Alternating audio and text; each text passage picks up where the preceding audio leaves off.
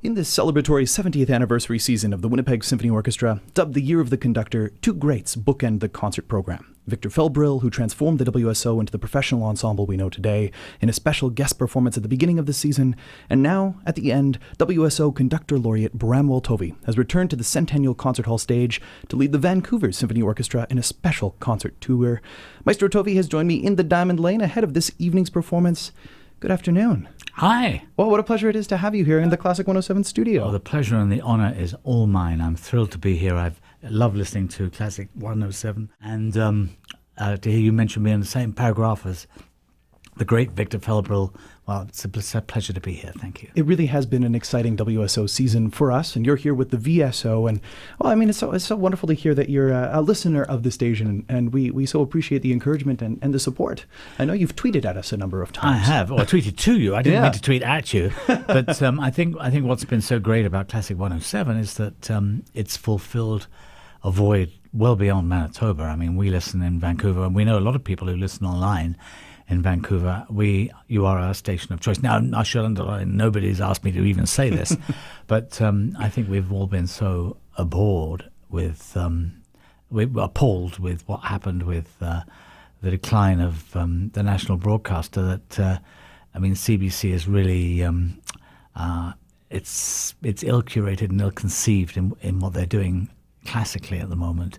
So for us to actually hear great professional broadcasters, beautifully presented programs where people don't shout at you and hector you while you're going about your daily life. It's just so professional. It's just wonderful to have it on at home. Well, thank you very much. We're so happy to be here in Winnipeg. And of course, yours is a name that needs no introduction here in town. I know you haven't been a stranger to the city since you left in 2001, correct? And you moved to the coast. Have you ever been back to Winnipeg with the Vancouver Symphony Orchestra? No, never with the Vancouver Symphony Orchestra, but I've been back with the Winnipeg Symphony Orchestra a couple of times, I think. And of course, my parents-in-law live in Morden. Mm-hmm. They lived in Vancouver for a bit, and then they moved back to Winnipeg, and then they moved to Morden. And so our girls have uncles and aunts in Morden and Winkler and goodness knows where else, sprinkled across southwestern Manitoba.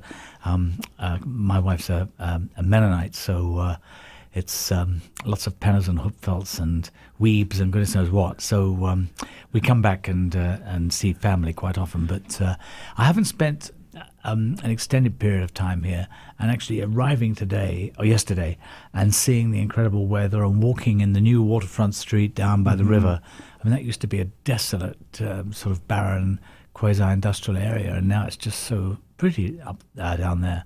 Winnipeg's really looking magnificent, and of course all the investment in the city, the return of the jets must have been a huge boon to the economy. It's a great place. It's a great city, and of course heritage all over the place.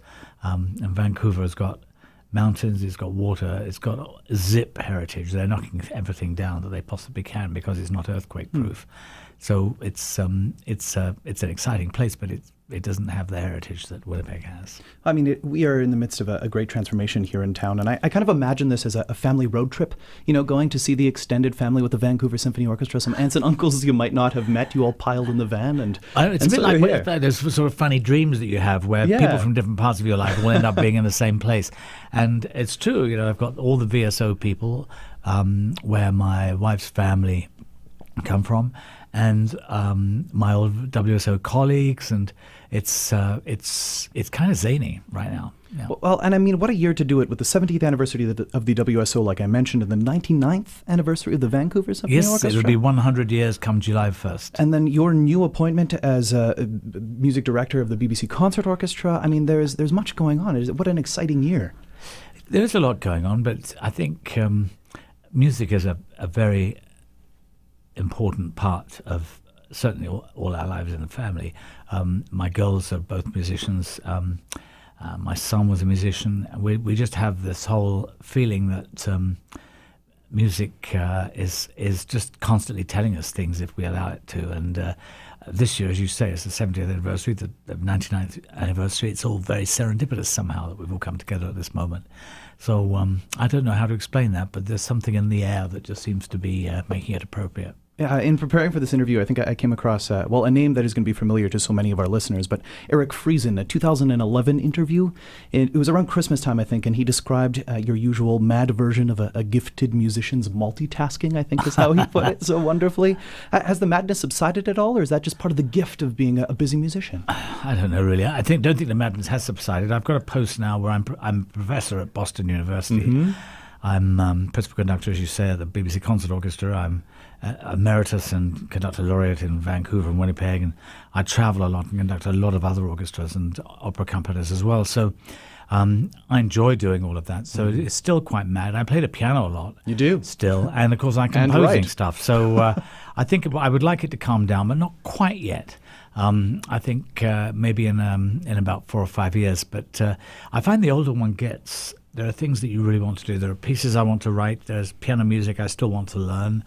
There's I'm pretty much through all the orchestral repertoire that I've ever wanted to do. Maybe there's 2 Bruckner symphonies I haven't done that I would like to do. But I've conducted so much Haydn and Mozart. But, you get to a place where your priorities shift as you go through your career. But, 1 minute you've been a conductor for 20 years, and the next minute you've been a conductor for 40. The time just flies past, and it's very scary how that happens. Yeah, time. It definitely goes quickly. Well, again, congratulations on the appointment and in Boston and everything else that is going on. Are you excited to be returning home? I mean, back to England. Yes, I am. I've never stopped conducting in England, but I haven't done so much of it. But what's rather nice is the BBC Concert Orchestra decided that for one of my very first concerts, the BBC was going to go to Redbridge Town Hall. I'm from Redbridge, and and they're going to do a concert and do some support activities with the Redbridge Music School. So we're doing that in June. So it's so funny because I'm here now, and then in about 3 weeks I do Mahler 2, which is my last concert in Vancouver.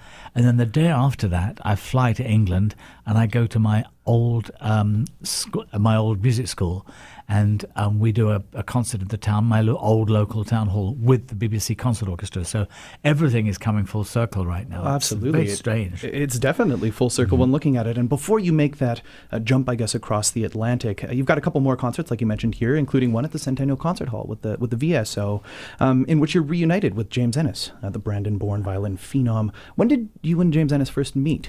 We were talking about that today. We think it was 1990. Gwen Hobig said there's a brilliant young violinist who's won the competition in Montreal. You should really come and hear him. And I thought, another violin prodigy and so on. I haven't heard so many. But I went, and this guy was certainly special. I mean, you see that left hand looks like the old lithographs of Paganini. He's really quite amazing. And, of course, he did a concerto every year with the VSO, WSO, excuse me, while I was here. And then we continued the relationship in Vancouver.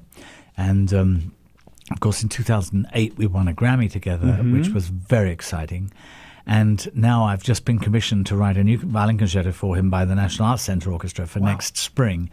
And I wrote a piece. Jeremy commissioned me to write a piece for his 40th anniversary tour, recital tour.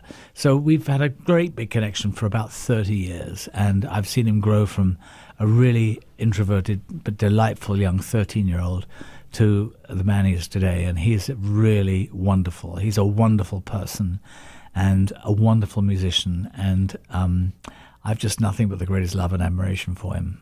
What's that like to watch such a young talent progress into what it had the potential to do? That's got to be very rewarding, like you said, to move with a person through their career, because he would have been in his early teens, right, when you first met him? Well, he would have been about 13, I think. I think it's an incredible thing to watch because, all of us on our life's journey, we all have curves that are thrown at us, ups and downs. Yeah, maybe a mental health issue, a family issue, a more regular health issue, things that we just can't deal with, crises of nerves, crises of confidence, anxiety, so many different things that we have to face in life. And James is that very, very rare blend of supremely able but also supremely humble. He's very self-effacing. He's very, very funny.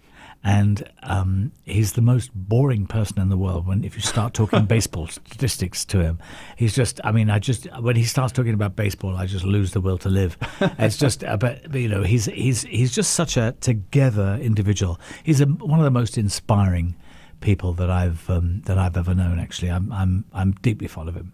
Well, so together with James Ennis and the VSO, you guys are going to be performing the Brahms Violin Concerto, one of the great German violin concerti, noted for its seriousness by Joachim, I think, something like that.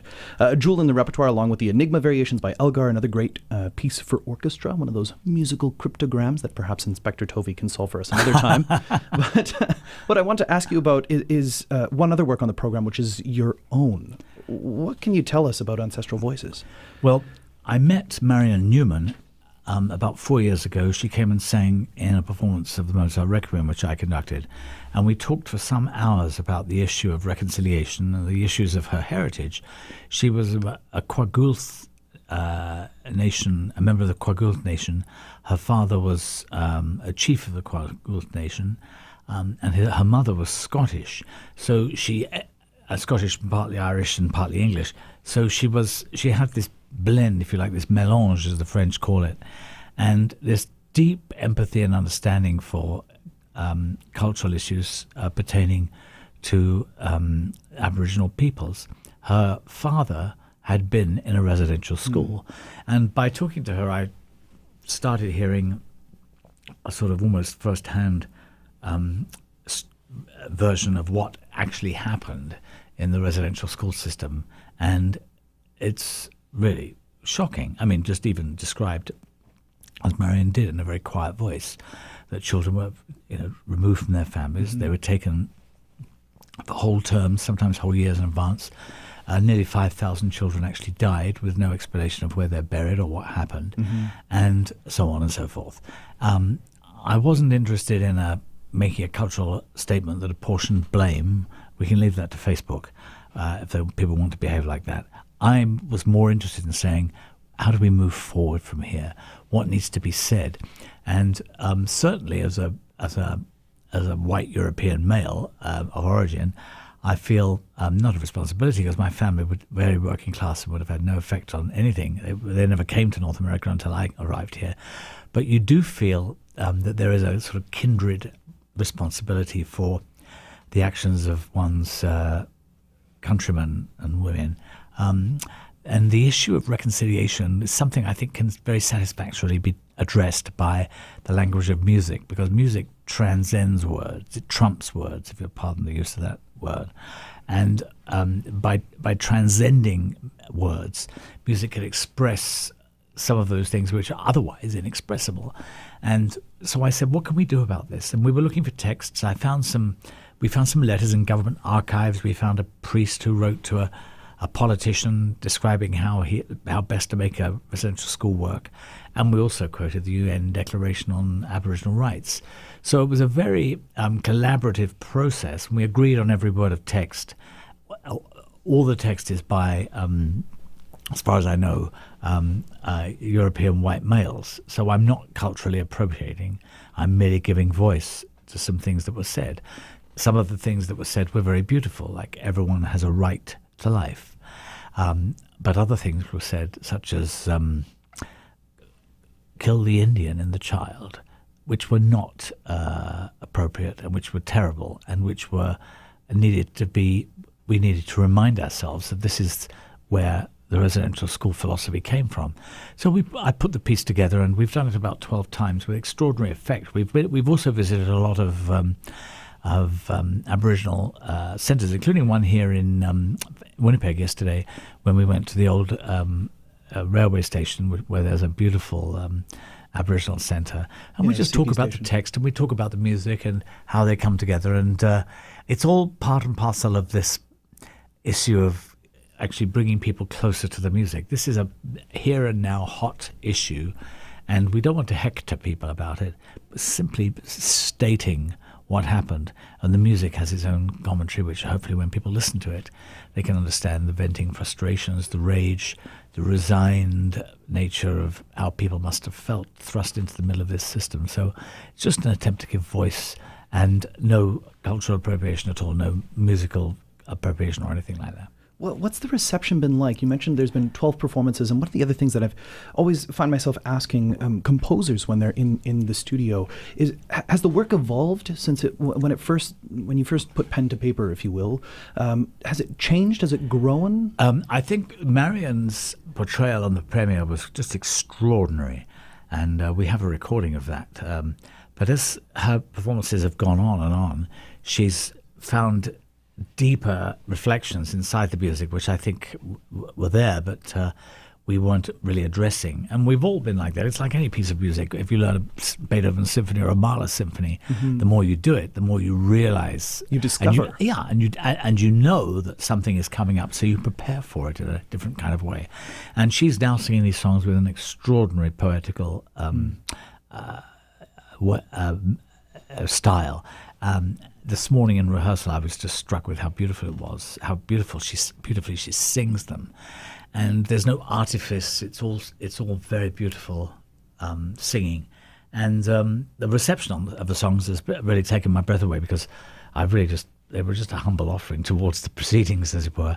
But I think because of the words and the text of Marion's performance, it's been incredibly well received, challenging at times, but well received. Good art challenges, though. Isn't there a quote, something like that? It probably is. We shouldn't be passive. Yeah, you can say it, and then we can all quote you. Yeah, right. Yeah. We'll nod. Yeah, that's right. Well, what I'm also curious about is that it's paired with our national anthem, correct? We're starting the concert with the national anthem, but that's really just... that was just it wasn't... but we wanted to, because I will talk between the anthem and okay. I was curious. But it is actually... No, it is... that's an interesting point. Yeah. I hadn't intended that to be an ironic juxtaposition, but it is, isn't it? Yes. Yeah, well, that was one of the things I noticed on the program, because in reading about ancestral voices, it just seemed like something like a further nod, just paying attention to what is currently going on. So I suppose just to wrap things up, I know Canada is obviously a very big country, so why not end with a very big question? You've been here. You moved to Winnipeg in 1989, I guess it was, and it's been about 30 years, as you mentioned. I know. Did you accomplish all you set out to do? I think in the end, I was surprised how much we accomplished in Winnipeg and in Vancouver. The creation of the new School of Music, the New Music Festival in Vancouver, which has been harder to get off the ground than here. The education programs we've done in Vancouver have been really sensational, and the embryonic concepts were really fine-tuned here in Winnipeg. Yes, I think we have. I think I've surprised myself in how much energy it's taken. I look back and I went to speak at a luncheon a few days ago, and it was called Bramwell Says Farewell or something like that, and the person read out some of the things that I've got up to, and as soon as she finished reading the paragraph, I felt so tired. I thought, my God, did we really do all that? I'm very proud of the growth of new music and composers having an opportunity, because that talks about our society, the kind of society we live in. I'm very proud to create educational opportunities for young people at the school in Vancouver, and with our contacts both in Winnipeg and in Vancouver with the education system. I'm very proud that audiences in both cities seem to be thriving. I haven't been here for ages, but in Vancouver we're very fortunate to have a huge audience base. And all of this despite the fact that the CBC has gone under. And all I can say is that I really, really wish Classic 107 you come and open in Vancouver, because I think you do extremely well. So I have been, but maybe I should make my very last accomplishment persuading Classic 107 to open up in Vancouver. How about that? Well, thank you so much for all you've done, Maestro Bramwell Tovey, and thanks for joining me here in the Winnipeg studio. It's a pleasure. Thanks for having me. I've been chatting with Maestro Bramwell Tovey, who leads the Vancouver Symphony Orchestra in a performance with mezzo-soprano Marion Newman and violinist James Ennis. This evening, 8 p.m. at the Centennial Concert Hall. For more information, visit wso.ca or classic107.com. Looking forward to what you do when you go across the Atlantic. And don't forget, you can take us with you. Is that right? Yeah, we can stream online, That's right? most generous of you. Of course, yes, absolutely. I can listen to you anywhere else in the world. Yeah. Thank you so much, Maestro Bramwell Tovey.